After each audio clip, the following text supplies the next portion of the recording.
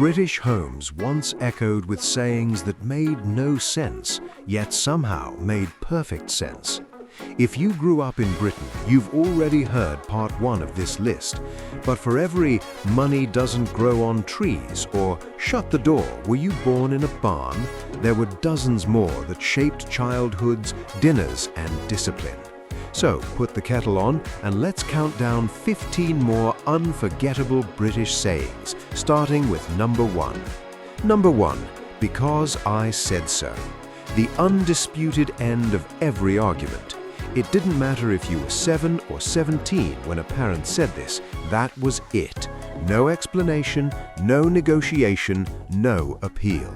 It was the verbal full stop of British authority. The meaning was simple. I'm the adult, you're not. In the 50s and 60s, that line carried weight, not just from parents, but teachers too. If you dared to ask why, you'd get the look.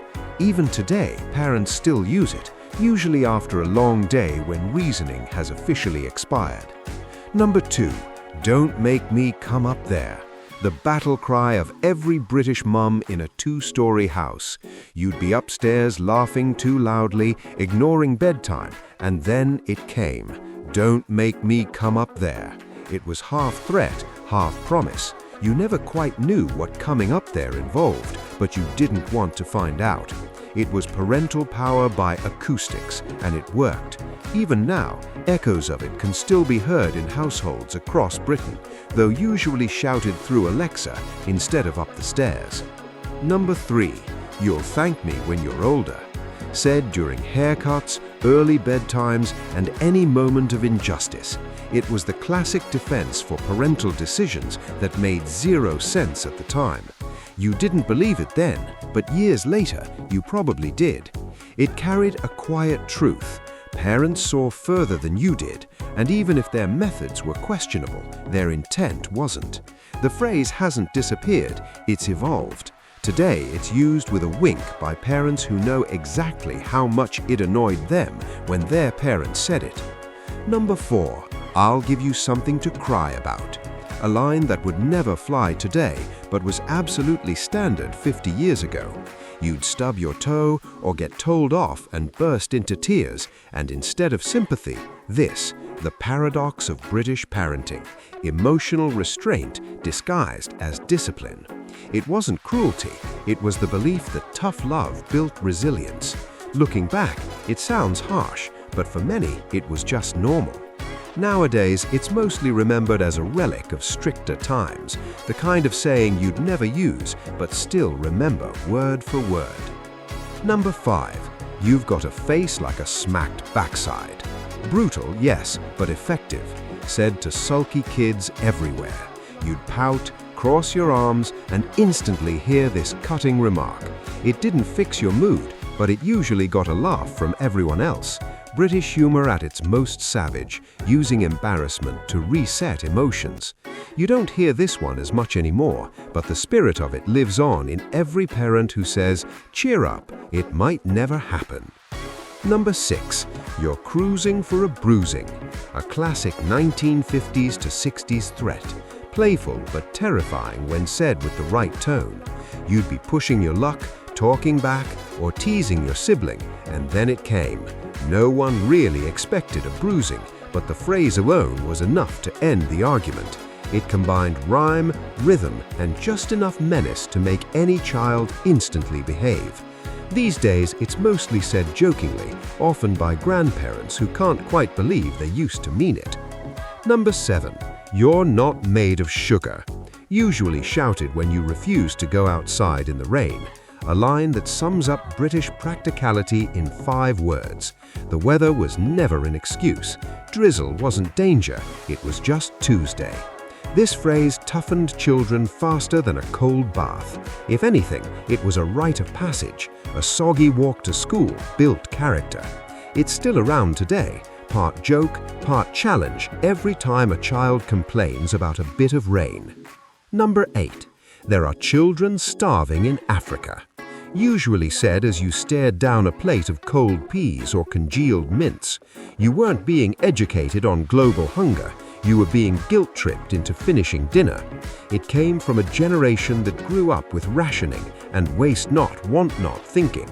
To them, food was sacred, and leaving a plate half full was almost a sin. The logic was questionable, but the message was clear: appreciate what you've got. Today, it's far less common, replaced by quieter reminders about gratitude, not guilt.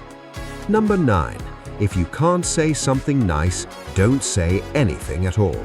A phrase stitched with British manners. It came out in dinner tables, classrooms, and in the presence of relatives you didn't like. It taught a generation to keep opinions polite or silent. Back then, good manners were currency. It wasn't hypocrisy, it was survival in polite society. And it's one of the few sayings that genuinely survived, because frankly, we still need it. Number 10. Don't speak until you're spoken to. Another relic of old-fashioned etiquette, born in the 1940s and drilled into classrooms. Children were to be seen and not heard. You waited your turn, you didn't interrupt, and you certainly didn't correct adults. It wasn't oppression, it was structure. Respect for authority was part of daily life, and this phrase enforced it with military precision. Today, it's mostly gone, replaced by use your voice and speak up. But every now and then, an older relative still lets it slip, and for a moment, time stands still. Number 11. A place for everything and everything in its place. A tidy phrase for a tidy nation. You'd hear it while being told to clean your room or polish your shoes. It wasn't just about tidiness, it was about pride and control. Post-war Britain valued neatness because chaos had already been lived through.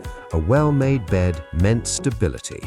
This one's rare today, replaced by just shove it in the cupboard, but its spirit lingers in every perfectly organized shed. Number 12. You'll have someone's eye out with that. Usually shouted when you ran around waving a stick, a broom, or a toy sword. It perfectly captured British safety culture before warning labels existed. It didn't stop you, but it made you flinch just enough to avoid disaster. And every street in Britain had at least one mum whose voice could carry this warning across 3 gardens.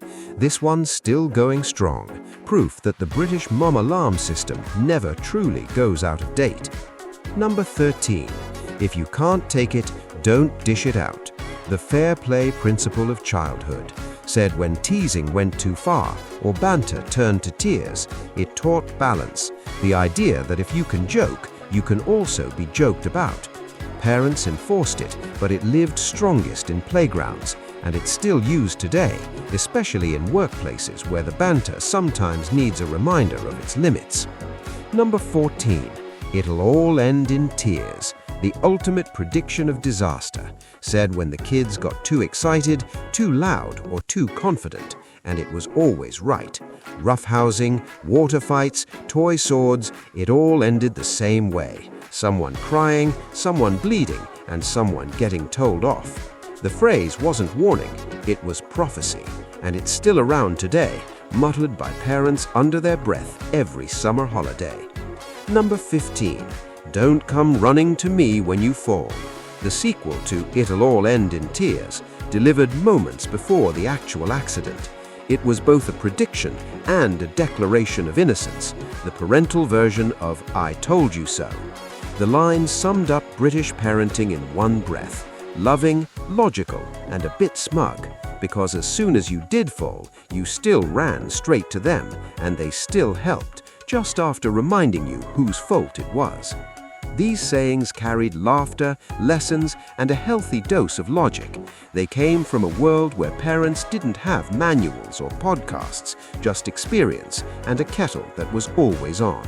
From the 1940s to the 1970s, they shaped childhoods with warmth, wit, and the occasional raised eyebrow.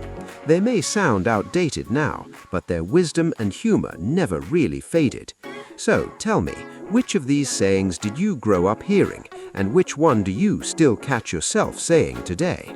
Share your favorite in the comments, and don't forget to subscribe for more classic British sayings and the stories behind them. Learn Quran online with Hassan Al Basri Quran Academy. We teach Quran online with Tajweed through Skype. Zoom, and WhatsApp all over the world. We offer Quran for beginners, Quran with Tajweed, Qiraat course, Quran translation, Quran memorization, Tafsir course, learn with qualified expert and trained teachers. So what you waiting for? Join us, visit over website, HasanAlBasriQuranAcademy.com.